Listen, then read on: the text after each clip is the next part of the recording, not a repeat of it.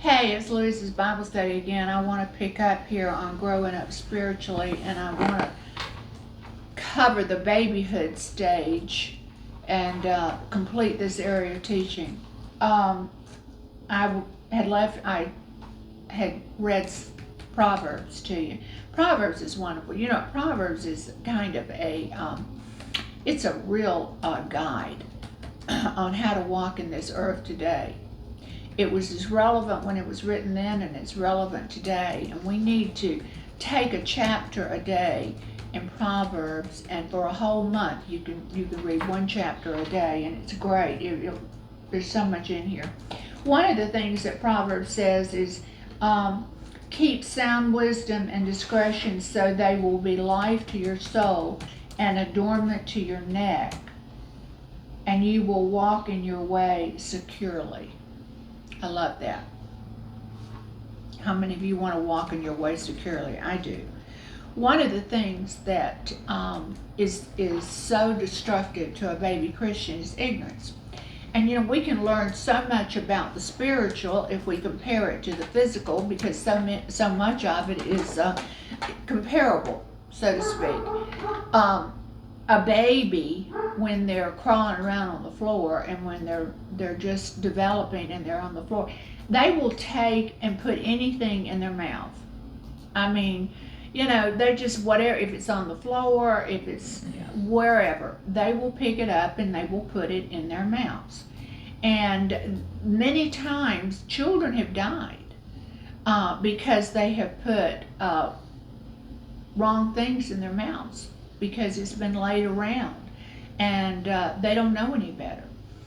And the point I'm making here is that spiritually we have the same problem with baby Christians. They will put anything that is laying around in their spirit. They will read, they will listen to, and then what they hear and what they say comes directly back at them, because they have learned bad things, not the good things, and they've not been taught properly. He says here, Dr. Hagin says, we need to be careful about what we read as we are about what we eat physically. I am very, very cautious about who I study under. I'm very careful, because I know, I've seen even students at Rhema, when I was going to school out there in Tulsa, would get caught up with a person that they thought had found a new track, a new way, and it was all exciting, and it was all in, you know, this spiritual realm. And what ended up being was this person was so off-center. And these people, a lot of them got pulled in, sucked in to this person, and it became an occult. The person eventually left Tulsa and went somewhere else, but they brought a lot of these people with them, and it was an occult they turned into. And it was more following a person than it was following Jesus Christ and the Word of God. And so we have to be careful who we listen to. We have to be willing to check them out. I remember one time I went to one church and the pastor said something, and my spirit just, ugh.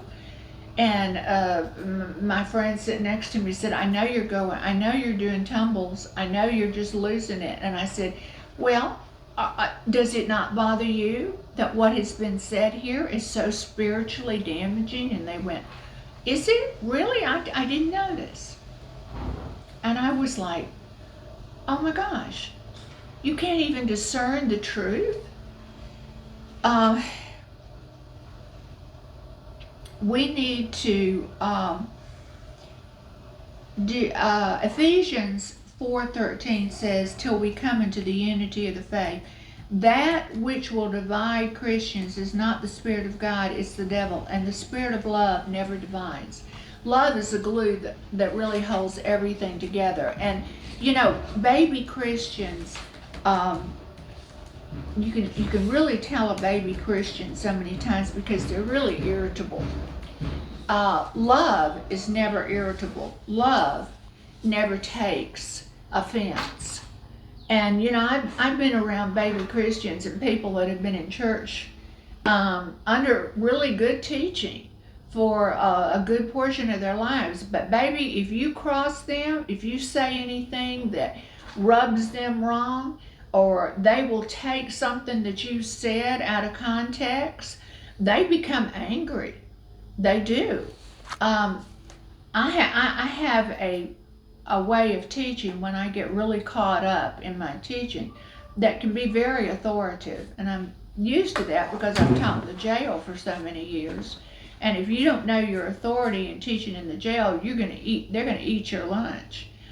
But this person was they're a very quiet person, and they were used to somebody being very quiet and soft spoken, and that's not me. I get down to where the rubber meets the road, and they got they were offended, and there was nothing to be offended about. There was nothing there to be offended about. But you know what? They wanted to be petted.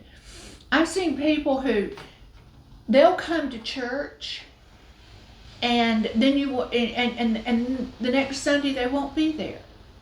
And the pastor will call them up and say, well, we missed you, we really did.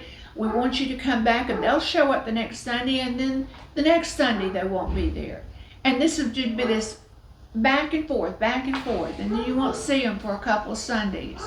And you'll say, well, why aren't you there? Well, I just was too tired or something, or I'm really depressed about this or that and another. Well, you know what? You're not going to get over your depression by sitting at home. You're going to get over it by coming to church and feeding on the Word of God and being around other people. But sometimes pastors are enablers. And I want you to hear what I'm saying.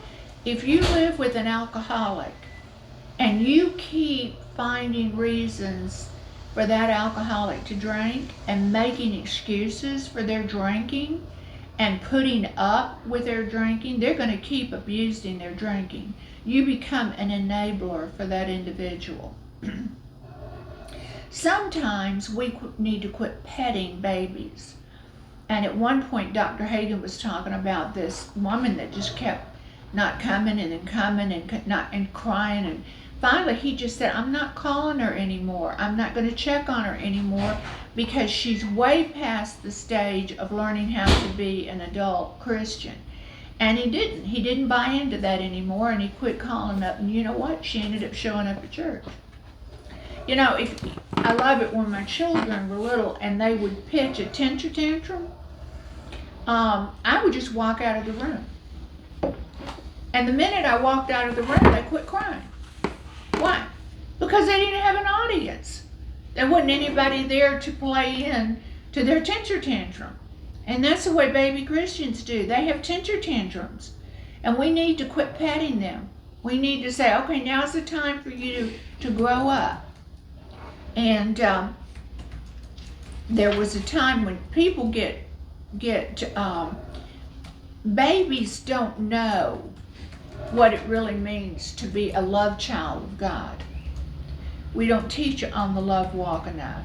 Babies don't understand that a child of God knows how to put up with irritating people. A child of God knows how to keep their mouth shut around situations that, you know, a baby talks all the time. Children, I can remember my children would interrupt me when I would have a conversation with adults, and I'd stop them and I'd say, you do not interrupt your mother when she's talking. But I see parents put up with this kind of behavior. You'll be sitting trying to have an adult conversation and their children are just all over it. And after a while, I just want to go, who is the parent in this home? Are you kidding me? Because it looks like the children rule the roost. And it's like the pastors are so intimidated by babies in their churches. If I preach something that they don't like, that goes against, maybe I just need to teach a little bit on holiness and sanctification. Oh, but I can't do that, because if I do that, brother so and so is going to quit coming to church, and he's a big giver. He's a big giver, and I really, really don't want to go against him. Well, let me tell you something. You're going to have to face Jesus one day. You're going to have to look at him. And it's not going to be a pleasant experience, because he's going to say, you crumbled. You had an opportunity to help this individual grow spiritually, and you crumbled. You became weak-kneed. Grow a spine. Deal with people in a loving manner. But Dr. Hagin tells a story about one woman that she kept coming to church, and she kept wanting everybody to pray for her husband. They needed to pray for her husband, and her husband would not come to church. He was not born again. And finally, Dr. Hagin one Wednesday night, told the woman, said, we're not praying for your husband anymore. And she was shocked, and he said, because I've gone to visit your husband, and he knows all the dirt on everybody in this church. You go home from every service and you say, Sister so-and-so looked at me squirrely and she wasn't nice. Brother so-and-so, I heard, went out to Harry's bar on Saturday night. Sister so, and it went on. He says he knows more about what goes on with the people's lives in this church than the pastor does. And he knows all the dirt on everybody in this church. Why would he want to come to church? Why would he want to be a Christian among these people? And he said, until you quit gossiping and putting people down in your church to your husband, he's never going to come. Well, that was a reeling moment. When I thought about that, I thought, there are not very many pastors that would really have the guts to stand up to somebody like that. But that was Dr. Hagin. He was very loving, very caring, but he just did not put up with a lot of nonsense. And this woman took it to heart. She repented. And it wasn't maybe 4 months after that or 5 months after that her husband came to church and received Christ as his Lord and Savior, because he saw the change in his wife. Do you understand how important it is that we have to help one another? We have to do it in a loving fashion. The Bible says that if you see a brother or sister in sin, you need to go to them and you need to talk to them about it. You don't need to make excuses for them. And so we need to let the Word of God be our yardstick and tell us, and let the Holy Spirit tell you when it's time to either speak up or keep quiet. But babies squeal a lot. And, you can see it when a pastor is preaching the Word of God and he gets down and it seems like he may be meddling. There's a lot of squealing goes on, but if you throw a rock into a pack of dogs, somebody's going to get hit. And Bob Union said one time he was teaching on being adultery and fornication and how wrong it was and how it was against the Word of God and so forth and so on. And a woman came up to him after the service and said, who told you that I was having an affair with so-and-so? And he said, nobody told me anything, and I wouldn't know it except you just now told me.